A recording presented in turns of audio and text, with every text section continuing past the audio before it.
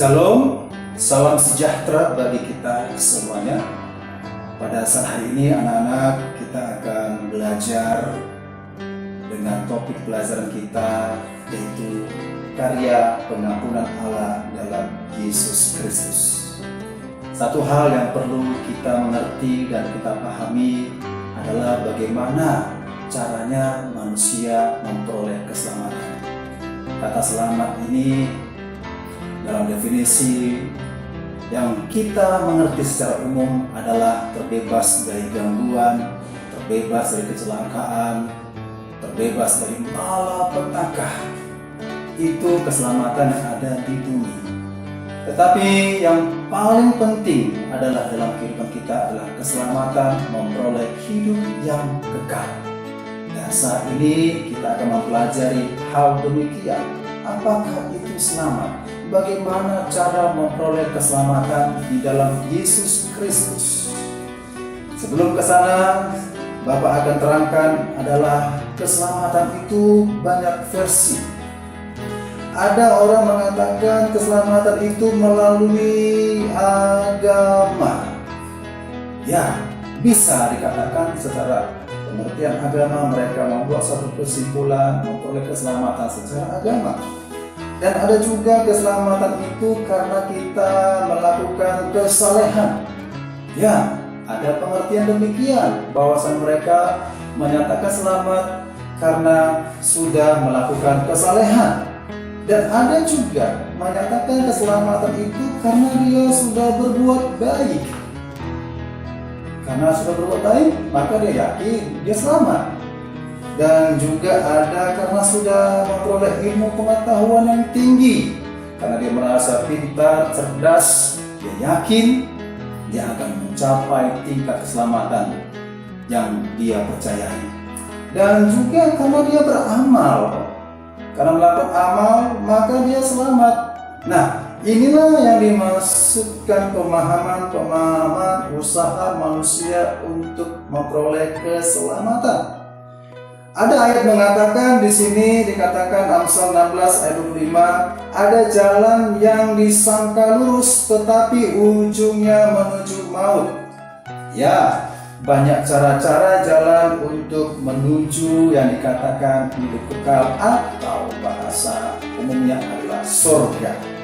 Akan tetapi anak-anakku perlu dipahami bahwasanya keselamatan itu tidak karena berbuat baik.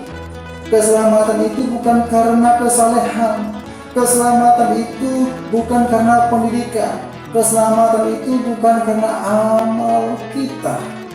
Dan ayat ini mengatakan di Titus 3 ayat 5 berkata, pada waktu itu dia telah menyelamatkan kita bukan karena perbuatan baik yang telah kita lakukan, tetapi karena rahmat-Nya oleh permandian, kelahiran kembali, dan oleh pembaharuan yang dikerjakan oleh Roh Kudus.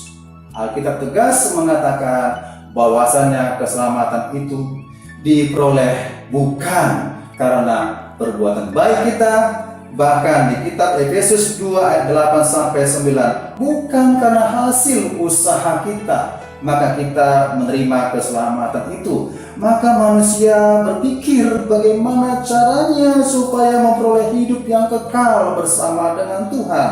Cara agama tidak bisa, cara perbuatan baik tidak bisa, cara pendidikan juga tidak bisa, cara amal apapun yang kita lakukan juga tidak bisa memperoleh keselamatan di hadapan Tuhan. Ingat, Tuhan tidak bisa kita sogok dengan perbuatan baik. Tuhan tidak bisa kita suap dengan kita rajin beribadah, kita pergi ke gereja. Tidak. Semuanya itu baik. Ya, tidak salah ya. Semuanya itu baik. Dan kita mengenal namanya hukum tabur dan tuai. Apa yang kita berbuat, maka kita akan tuai kembali. Itulah sebatas di bumi ini. Tidak salah kita berbuat baik. Tidak salah kita beramal, tidak salah kita pergi ke gereja. Tapi ingat satu hal, yang membuat kita selamat itu siapa? Dan dibutuhkan namanya penebusan. Nah, jadi ya, penebusan itu artinya anak-anakku, bahwasanya manusia ini sudah berbuat dosa.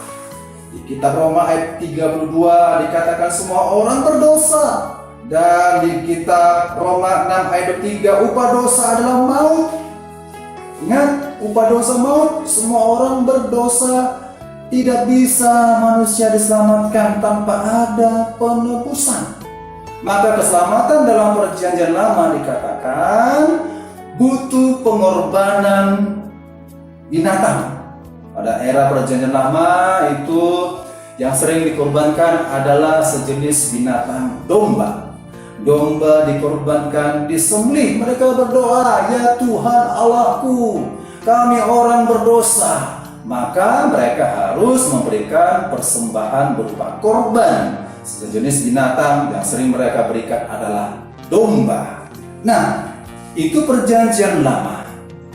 Dan perjanjian baru, anak-anakku, ya, di perjanjian baru, maka Tuhan memberikan suatu jembatan antara manusia dengan Allah.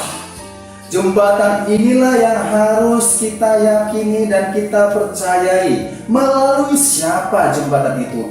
Bukan melalui perbuatan baik, bukan melalui kesalehan, bukan melalui pendidikan, dan bukan melalui amal apapun yang kita lakukan yang berunsur kebaikan tidak bisa menjadi jembatan memperoleh keselamatan hidup kekal bersama dengan Tuhan. Ingat sekali lagi, manusia itu sudah berdosa. Sejak Adam dan Hawa sudah berdosa. Upah dosa adalah maut dan butuh penebusan. Maka Yesus datang ke dunia ini.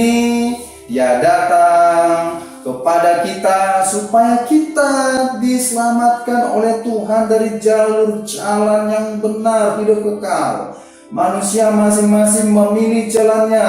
Ya, manusia diberikan kehendak bebas. Mau pilih benar, mau pilih salah, mau pilih surga, mau pilih neraka, itu hak manusia. Karena manusia diciptakan bukan seperti robot. Nah, manusia memilih apakah dia mau ke jalan surga. Dan satu-satunya jalan ke surga adalah Yohanes 14 ayat yang ke-6 dikatakan demikian, akulah jalan kebenaran dan hidup. Tidak seorang pun datang kepada Bapa kalau tidak melalui aku. Itu kata Tuhan Yesus. Dan di Kisah Rasul 4 ayat 12 berkata demikian, dan keselamatan tidak ada di dalam siapapun juga selain di dalam Dia. Sebab di bawah kolong langit ini tidak ada nama lain yang diberikan kepada manusia yang olehnya kita dapat diselamatkan. Hanya nama di atas segala nama yang dapat menyelamatkan kita. Dan nama di atas nama itu adalah Yesus Kristus Tuhan. Nah, anak-anakku, inilah contoh gambarnya. Mungkin kurang jelas, tapi nanti akan ada layar akan menjelaskannya ini. Nah, Yesus datang ke dunia ini untuk menyelamatkan kita yang berdosa. Dialah disebut anak domba Paskah. Jadi perjanjian lama itu adalah domba. Domba itu disembelih untuk penebusan dosa dan pelanggaran umat Israel dalam perjanjian lama. Dalam perjanjian baru, orang percaya kepada Yesus adalah umat Israel secara pengertian rohani. Maka ditebus lewat pengorbanan Tuhan Yesus di kayu salib. Dialah anak domba Paskah itu yang membebaskan kita dari perbudakan dosa. Sehingga ketika kita percaya kepada Yesus, kita menerima anugerah keselamatan daripada Tuhan. Nah, ini pilihan. Kalau kita pilih jalan kebenaran, maka kita akan bersama-sama dengan Tuhan. Maka jalan keselamatan itu adalah memperoleh hidup yang kekal bersama dengan Tuhan di dalam Yesus Kristus. Itulah karya Allah dalam hidup kita.